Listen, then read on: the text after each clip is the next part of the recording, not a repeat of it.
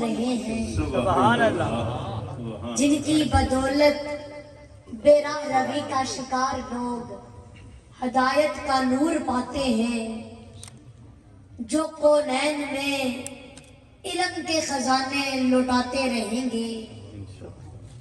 میں بھی آج انہی ہستیوں کو سبق سنانے کے لیے حاضر ہوا ہوں۔ اللہ کریم ان علماء کرام، علماء اہل سنت، ان کا سایہ ہمارے سروں پر تا دیر سلامت فرمائے۔ اور جن طلباء کی آج دستار بندی ہے، اللہ کریم ان طلباء دین کو اپنی راہ میں قبول فرمائے اور ان کو قرآن و سنت کی خوب خدمت کرنے کی توفیق عطا فرمائے۔ بولو آمین۔ اور میرے بھائیوں، ماشاءاللہ الحمدللہ، آج کی یہ خوبصورت محفل میرے بھائی بلال، قاری محمد افضل ساکی صاحب اور ان کے ساتھیوں نے مل کر سجائی۔ میری دل سے دعا ہے اللہ پاک ان کی اس کاوش کو شرف قبولیت عطا فرمائے اور اللہ پاک میرے بھائی بلال کو ہمیشہ خوشحال و آباد رکھے اور اللہ پاک میرے بھائی بلال اور ان کے ساتھیوں کو اگلے سال اس سے بھی بڑی محفل سجانے کی توفیق عطا فرمائے۔ آمین۔ اور میرے بھائیوں، محفل محفل محفل محفل اس چیز کا نام نہیں ہے کہ ہزاروں لوگوں کا اجتماع ہو، بلکہ محفل محفل بنتی ہی تب ہے جب اندر محفل لگی، جب دل میں محفل لگی ہو۔ جب تک اندر محفل نہ لگے، جس کی تار گنبد خضرا سے نہ جڑے، اس وقت تک محفل میں بیٹھنے کا مقصد حاصل نہیں ہوتا۔ ماشاءاللہ بڑے ہی خوبصورت محفل کا اہتمام ہے، انتہائی عالی شان اہتمام ہے۔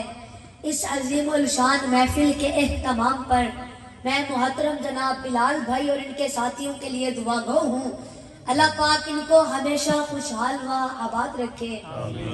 اور میرے بھائیوں، عزیزان ملت، بزرگان دین، میرے ہم سفر طالب علم، دوستوں، ساتھیوں، آج کی یہاں جو تقریر منعقد ہوئی ہے، جو محفل منعقد ہوئی ہے، یہ اس لحاظ سے بڑی اہمیت کی حامل ہے کہ بچوں نے اللہ پاک کے قرآن کو اپنے سینوں میں محفوظ کیا، کچھ نے ناظرہ پڑھا، کچھ نے حفظ کیا، اور مدرسہ جامعہ سعادت العلوم قاری محمد افضل ساکی صاحب، اللہ پاک ان کی زندگی میں برکتیں عطا فرمائے۔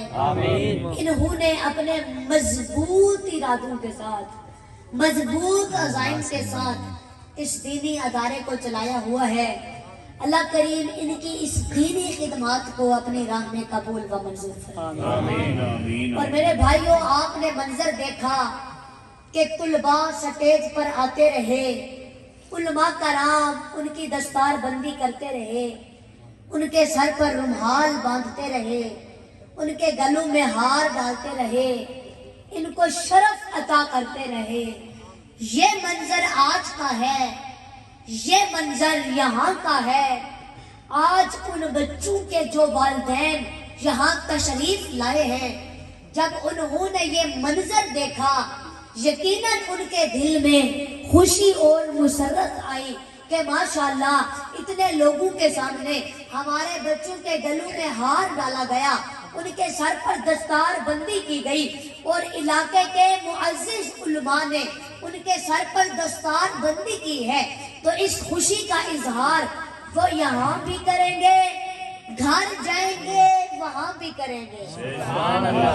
ان بچوں کے والدین جب یہ چیزیں سنیں گی، وہ بھی خوشی کا اظہار کریں گی۔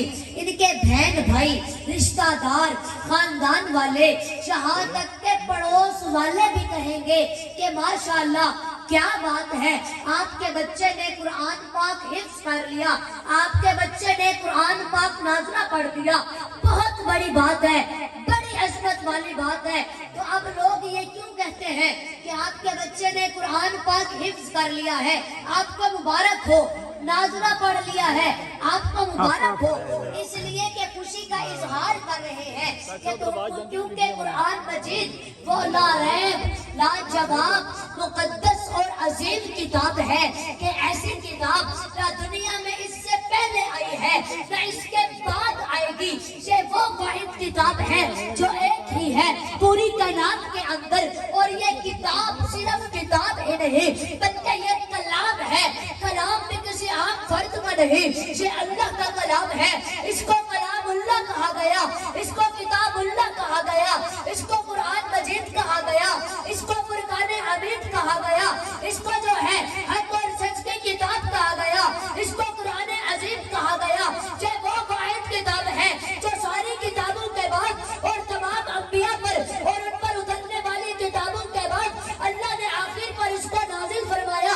आप इसकी मिसाल यूं समझिए जैसे हजूर के बाद नबी कोई नहीं, ऐसे कुरान के बाद किताब कोई नहीं। जैसे हजूर को अल्लाह ने भेजा है, ऐसे कुरान को भी अल्लाह ने भेजा है। जैसे हजूर के बाद जिब्राइल नहीं आया, ऐसे कुरान के बाद भी जिब्राइल नहीं आया। जैसे हजूर के बाद वही नहीं आई, ऐसे कुरान के बाद भी वही नहीं आई। जैसे हजूर को हम रसूलुल्लाह कहते हैं, ऐसे कुरान को हम कलामुल्लाह कहते हैं। जैसे हजूर के बराबर कोई नहीं, ऐसे कुरान के बराबर भी कोई नहीं। जैसे हजूर की सीरत को दुनिया में मिटा कोई नहीं सकता, ऐसे कुरान के असूलों को भी दुनिया में मिटा कोई नहीं सकता। जैसे हजूर की बताई हुई सीरत क़यामत तक रहेगी, ऐसे